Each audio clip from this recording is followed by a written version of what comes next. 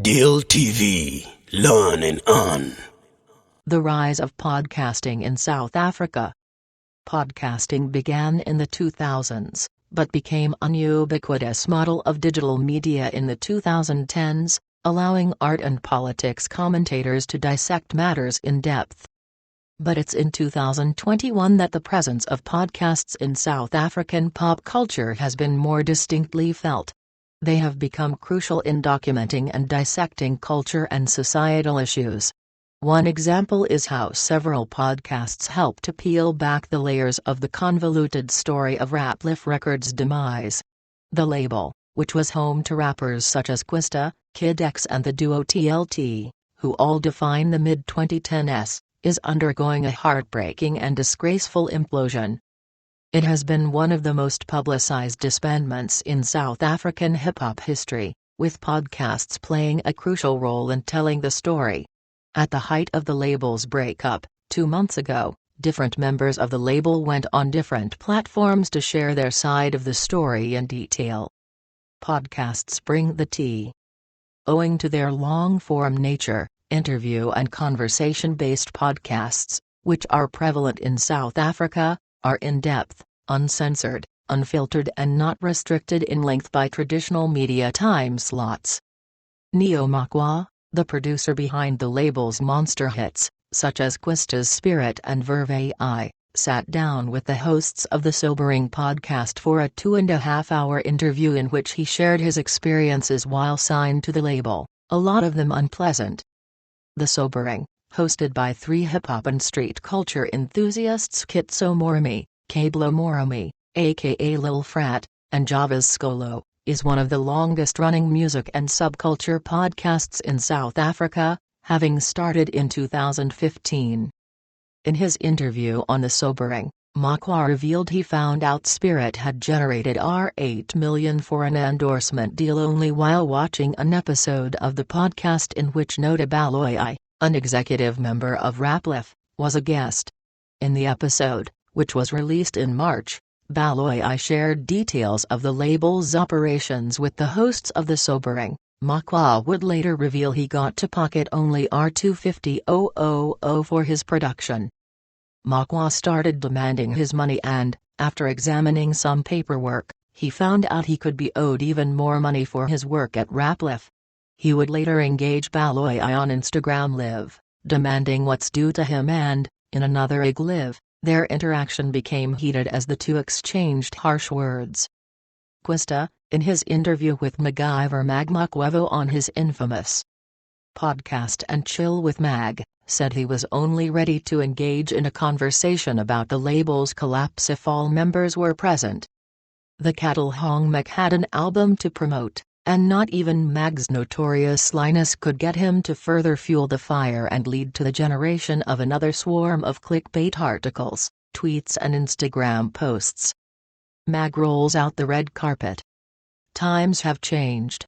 Before Podcast and Chill, podcasting was reserved for enthusiasts, like The Sobering, and attracted niche audiences.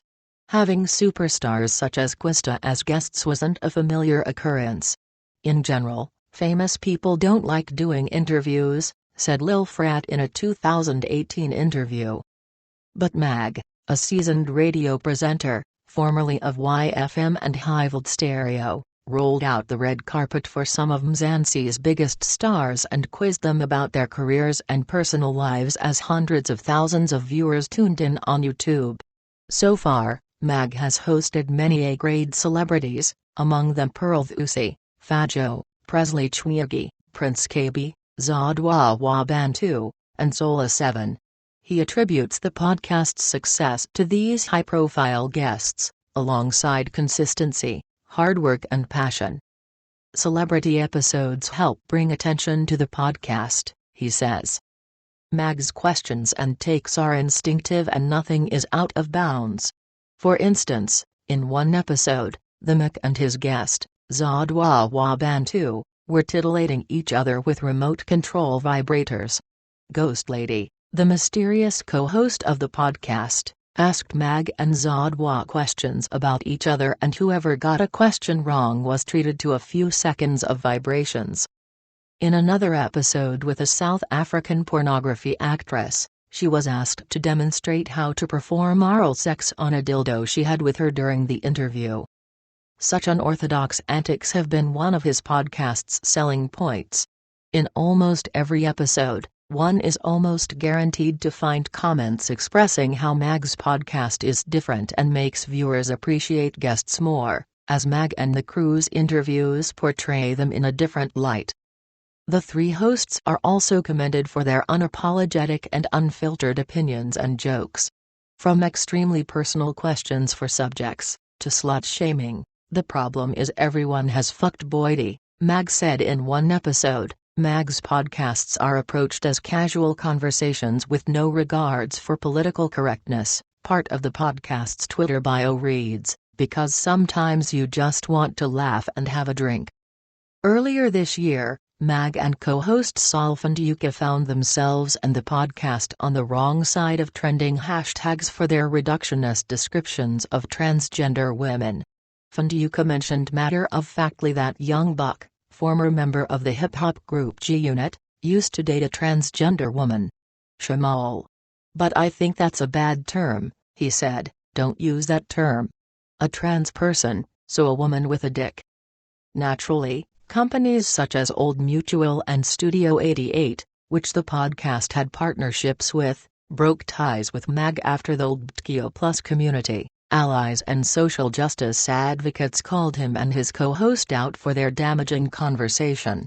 Meanwhile, Mag's YouTube subscribers shot up amid the squabble as chillers, as listeners of podcast and Chill with Mag are called, countered cancel culture. Mag's defenders cried free speech, a practice that has become the lowest-hanging fruit for bigots and their supporters online when called out for offensive comments about oppressed groups. Free speech or not, the co-hosts' comments were irresponsible. Members of the LGBTQ+ community are harassed and killed as a result of queerphobia. Of all the insults that we have faced as the transgender community, I personally have never come across such violent demeaning one, said trans rights activist Yayam of Undla in an Instagram post addressing the clip. Want a podcast? Start one. Internet culture means anyone with recording equipment, Wi-Fi and unpopular opinions. A pinch of audacity also goes a long way, can start a podcast. There are no editors and producers to pitch to or to regulate content. A podcast is essentially an audio blog, born in the 2000s when the digital music revolution occurred with the creation of the iPod in 2001. In 2004, MTV VJ Adam Curry and the software developer Dave Weiner distributed their show's daily source code and morning coffee notes through RSS feed. Weiner authored a software that could extract audio files from an RSS feed onto an iPod and, for the first time, radio shows could be downloaded and consumed on the go. Podcasting is a portmanteau of iPod and broadcast. After the word podcast was searched for more than 100,000 times on Google in 2005, the new Oxford American Dictionary declared podcast the word of the year. Podcasts have since become ubiquitous and it seems everyone has one, from Barack Obama and Bruce Springsteen to, possibly, your neighbor. Although podcasts have mostly been in audio form, recently, the migration to video has proven popular, and is a growing trend. With many podcasts, the ethics and rules of journalism aren't contravened, they are simply never considered. At times it ends in tears. In May, podcast host Riya Gopal was sued for R500,000 by media personality Banan Mathaba. This was after he went on record claiming Queen Bee had introduced her former boyfriend, the rapper aka, to cocaine use during an episode of the Rhea and BLVCK Steph podcast which Gopal co-hosts. He stated he had obtained that information from a private conversation with street culture commentator Scoop Makhadini. After Gopal had issued a video retraction posted on Twitter, Mathaba still demanded her money. There haven't been any reports of Gopal paying that money and Mathaba's attention to the issue has subsided. Commenting on the unfiltered nature of podcasts, music journalist and founder of the music blog Texts and the City, Tekla Shyolfi feels the problem is that there's no one formally holding podcasts to account. There's no Broadcasting Complaints Commission. There's no board, there's no union. There's nothing. So, I think that's something that's probably going to have to be looked at in the future, she says. As a new medium and one that doesn't necessarily require any formal registration and licenses, podcasts have been hard to regulate. In her podcast, Shyolfi interviews artists, Nasty C, Yanga Chief, Jeremy Loops, Shekina and Amifiku have all been guests, about their careers and art. She stays away from controversy for controversy's sake, her focus is always on the subject. Profit or clout? The gag here is that Gopon found himself in a tricky situation, most likely for clout alone. Generally, podcasts aren't yet profitable in South Africa. Monetizing them is difficult. The hope is they will attract brands and partnerships when their platforms have garnered large numbers. I would like to think that, in the future, it will definitely become a viable career option to be a podcaster in this country, and it will be something where you can make a livable wage, but at the moment, no, says Shyolfi. Mag, who reveals that his own podcast is lucrative and is currently his only income stream, admits that monetizing it was a challenge. Mag leveraged his influence to build what has become the country's most popular podcast. As DJ Spoo said in a 2020 episode on which he was a guest, "Look at how big your podcast is now, and it's nothing compared to what it will be in 2025, what it will be in 2030.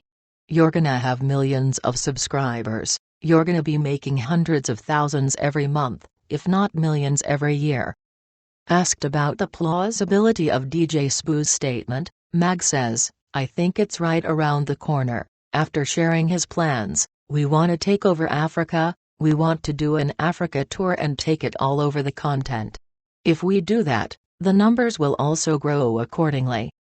Even though a few podcasts have partnered with big companies, Texx Talks has worked with brands such as Ray-Ban and Puma. Currently the money isn't quite pouring in for South African podcasts. Shyolfi mentions that, at times, companies offer merchandise and products instead of money. So it's all about being flexible and being able to work with a big brand, and vice versa, to make a sponsorship make sense. "I'm not just collaborating for the sake of it," says Shyolfi. Podcasting is a growing medium.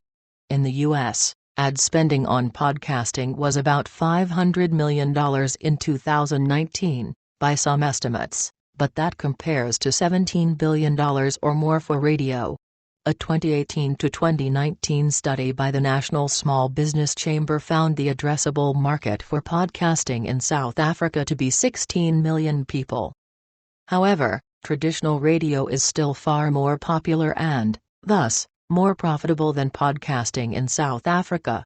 Soaring data costs are slowing down the growth of podcasts in the country and others on the continent. Podcasters are still winging it. We don't have, like we do in the music industry, a yearly roundup of breakdown and statistics and any kind of demographics, says Shyolfi. We don't have the analytics yet in order to say, okay, so the most streamed podcast in this country is X and they charge Y, so I've got to be charging Z. We don't have those models yet. I can only speak from my experience, but we're kind of just making it up as we go along. Podcasts may be the gift that keeps on giving for fans, but they still have a lot of ground to cover. Mag has it figured out. He mentions that being dropped by brands amid the transphobic comments wasn't a setback at all. "Our business model isn't dependent on sponsors," he says. "So, with or without sponsors, the business will continue, it's self-sustainable. When you work with brands, that extra income is gladly appreciated, but we don't need other brands to survive, we have our own brands that we push." Mag sells his own Gin line, Grandeur, and Podcast and Chill t-shirts, which are printed by Funduka's company. Thanks for enjoying the Deal Coffee Show here on Deal TV Africa. We're proud of our service. We have delivered to our viewers the most important, unbiased information in Africa. Good journalism costs, Though, and right from our very first episode, we've relied on viewer subscriptions to produce our independence content, so your subscription to our channel is so much valuable. Deal TV, learn and earn.